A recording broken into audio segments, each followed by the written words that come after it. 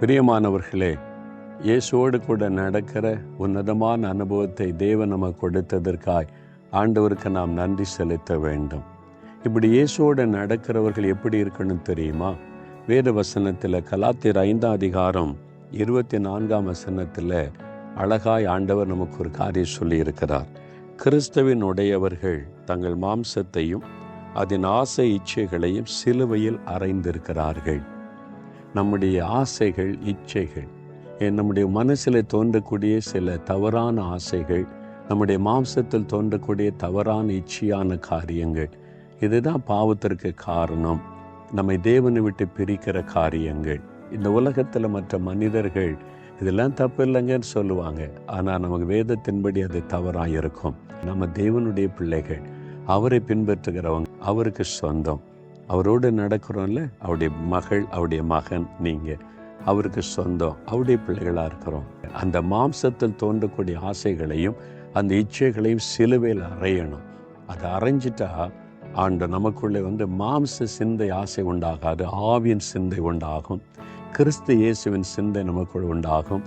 தேவனுக்கு எது பிரியமோ அதை செய்யணுன்ற ஆசை நம்முடைய உள்ளத்தில் வந்துடும். அப்போ இதை சிலுவையில் அறையணும். உங்கள் வாழ்க்கையில் அப்படி சிலுவையில் அறையப்பட வேண்டிய ஏதோ ஒன்று இருக்குது. மாம்சத்தின் இச்சைகள், மாம்சத்தின் ஆசைகள். நீங்கள் மற்றவங்கள பார்க்குறீங்க, கூட படிக்கிறவங்க, கூட வேலை பார்க்குறவங்க, கூட இருக்கிறவங்கெல்லாம் இப்படி இருக்காங்க, இவங்கெல்லாம் இப்படி இருக்காங்க, இன்றைக்கு இதெல்லாம் தப்பு இல்லைங்க, இதெல்லாம் இந்த நூற்றாண்டில் இதெல்லாம் தவறாக எடுக்காதுங்க அப்படின்னு சொல்லி மற்றவங்க சொல்கிறத பார்த்துட்டு நம்மளும் அதை செஞ்சால் என்ன, நம்மளும் இப்படி வாழ்ந்தா என்ன தவறுன்னு தோன்றும். நாம் இயேசுவை பின்பற்றுறவங்க, அவருடைய பிள்ளைகள், அவரோடு நடக்கிறவங்க, நமக்கு அது சரி வராது. அது பாவத்தை கொண்டு வருகிற காரியம், தேவனை விட்டு பிரிக்க செய்கிற காரியம். சிலுவையில் ஒப்பு கொடுத்துருங்க. ஏதோ ஒரு காரியம் உங்களுக்கு விட முடியல, தப்புன்னு தெரியுது, விட முடியல, தப்புன்னு தெரியுது, அது தப்பு இல்லைன்னு சொல்றதுக்கு காரணத்தை தேடுறீங்க. வேண்டாம்.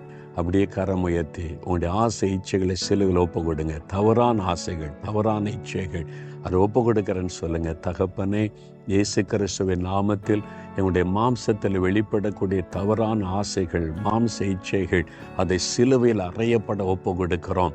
ஆணி அடிக்க ஒப்பு கொடுக்கிறோம். இந்த கூட அது முற்றிலும் செயலற்று மறித்து போகட்டும். கிறிஸ்து இயேசுவின் சிந்தை, கிறிஸ்து இயேசுவை குறித்த ஆசை எங்களுடைய உள்ளத்தில் பெருகட்டும். உம்முடைய பிள்ளைகள் ஒவ்வொருவருக்கும் உதவி செய்யும். இன்று கூட அந்த தவறான ஆசைகள் முழுவதும் அழிக்கப்பட்டு ஒரு ஆவிக்குரிய கிறிஸ்து இயேசுவின் சிந்தையும் ஆசையும் பிள்ளைகளுக்குள்ளே உண்டாகட்டும். இயேசுவின் நாமத்தில் ஜெபிக்கிறேன் பிதாவே. ஆமென், ஆமென்.